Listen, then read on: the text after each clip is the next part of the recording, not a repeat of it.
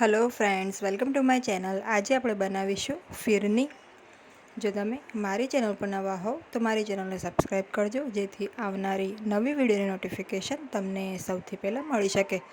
તો ચાલો આપણે રેસીપી સ્ટાર્ટ કરીએ। તો સૌપ્રથમ આપણે 1 લિટર દૂધ લઈશું અને એને આપણે ગરમ કરવા મૂકીશું। તો આપણે આ દૂધને એક ઉભરો આવે ત્યાં સુધી હાઈ ફ્લેમ ઉપર ગરમ કરી લેવાનું છે। હવે અહીંયા મેં 1/4 કપ જેટલા ચોખા લીધા છે। એને સારી રીતે ધોઈને અડધા કલાક માટે મેં એને ચોખ્ખા પાણીમાં પલાળી રાખ્યા છે। તો હવે આપણે આ ચોખામાંથી પાણી નિતારી લઈશું અને એને મિક્સીમાં એકદમ સરસ ફાઇન પેસ્ટ કરી લઈશું, એની પાણી નાખ્યા વગર। તો આ રીતે મેં અહીંયા ચોખાને દળી લીધા છે, તમે જોઈ શકો છો। એકદમ ઇઝીલી ચોખા દળાઈ જાય છે અને એમાં બિલકુલ પાણીની પણ જરૂર રહેતી નથી। તો આ રીતે આપણે દળી લેવાનું। હવે દૂધ પણ ગરમ થઈ ગયું છે, એક ઉભરો આવી ગયો છે। ગેસની ફ્લેમ અત્યારે લો કરી દીધી છે મેં। હવે આપણે આ જે ગરમ દૂધ છે એ થોડું મિક્સી જારમાં લઈ લઈશું, જેથી જે ચોખા આપણે વાટેલા છે એ બધા સારી રીતે આપણે આમાં મિક્સ થઈને પાછા આપણે દૂધમાં એને નાખી દઈશું। તો આપણે જે આ ચોખા છે તો આ ચોખાને આપણે સારી રીતે દૂધમાં મિક્સ કરી લઈશું। તો સારી રીતે આપણે મિક્સી જારને આ રીતે ક્લીન કરી લઈશું અને દૂધ નાખીને સારી રીતે હલાવીને આપણે આને જે આપણું દૂધ ઉકળી રહ્યું છે એમાં મિક્સ કરી લઈશું। તો આ રીતે ચોખાને એકદમ ફાઇન પેસ્ટ કરીને નાખવાની। હવે આપણે દૂધને બરાબર ઉકળવા દઈશું અને એને સતત આપણે થોડીવાર આ રીતે સતત હલાવતા રહીશું, એકદમ નીચે તળિયાથી, કારણ કે આપણે ચોખાની પેસ્ટ નાખી છે તો એ નીચે બેસી ન જાય અથવા ચોંટે નહીં, એ વાતનું ધ્યાન રાખીશું। તો સતત આપણે થોડીવાર માટે આ રીતે મિક્સ કરતા રહીશું અને હલાવતા રહીશું।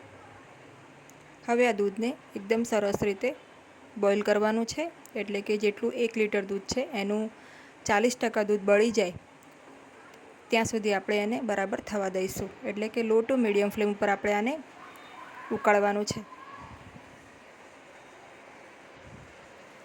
તો હવે આપણે અહીંયા મેં 3/4 કપ જેટલી ખાંડ લીધી છે। હવે આપણે ખાંડ નાખી દઈશું અને ખાંડને પણ સારી રીતે મિક્સ કરી લઈશું અને દૂધને એકદમ ઘટ્ટ દૂધ થાય આપણું ત્યાં સુધી ઉકાળવા દઈશું। તો 1 લિટર દૂધનું 450 કે 500 ml જેટલું દૂધ થઈ જાય ત્યાં સુધી આપણે એને બરાબર રીતે બોઇલ કરવાનું છે અને ચોખાની પેસ્ટ નાખવાથી ઘટ્ટ પણ સરસ થઈ જશે। તો આપણે લો ટુ મીડિયમ ફ્લેમ ઉપર આને ઉકળવા દઈશું।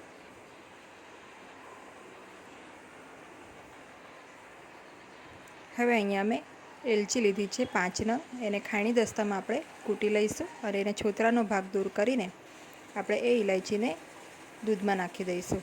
તો તમે ઈચ્છો તો અહીંયા તમારા મનગમતા ડ્રાયફ્રૂટ પણ તમારી મનગમતી ક્વોન્ટિટીમાં નાખી શકો છો। અહીંયા મેં એલચી પાવડર નાખી દીધો છે, તમે જોઈ શકો છો આપણું દૂધ એકદમ જ સરસ રીતે ઘટ્ટ થઈ ગયું છે। તો આ રીતે એકદમ સરસ દૂધ ઘટ્ટ થઈ જાય ત્યાં સુધી આપણે દૂધને લો ટુ મીડિયમ ફ્લેમ ઉપર ગરમ કરતા રહેવાનું છે અને આ રીતે વચ્ચે વચ્ચે હલાવતા રહેવાનું છે, જેથી જે ચોખા છે નીચે ચોંટે નહીં, એ વાતનું ધ્યાન રાખવાનું છે। તો આપણી ફિરની ઓલમોસ્ટ રેડી છે। ગેસની ફ્લેમને આપણે બંધ કરી દઈશું। હવે આપણે એને સર્વિંગ બોલમાં કાઢી લઈશું। તો તમે આ ફિરનીને રૂમ ટેમ્પરેચર ઉપર આવે ત્યારબાદ એને ફ્રીજમાં 3 થી 4 કલાક માટે મૂકીને પછી સર્વ કરશો તો ખૂબ જ સરસ લાગશે। આ ફિરની તમે ઠંડી પણ સર્વ કરી શકો છો અને થોડી ગરમ હોય ત્યારે પણ તમે એને સર્વ કરી શકો છો। તો જો તમને આ રેસીપી ગમી હોય તો વિડીયોને લાઇક અને શેર કરજો અને મારી ચેનલને સબસ્ક્રાઈબ કરજો। Thanks for watching.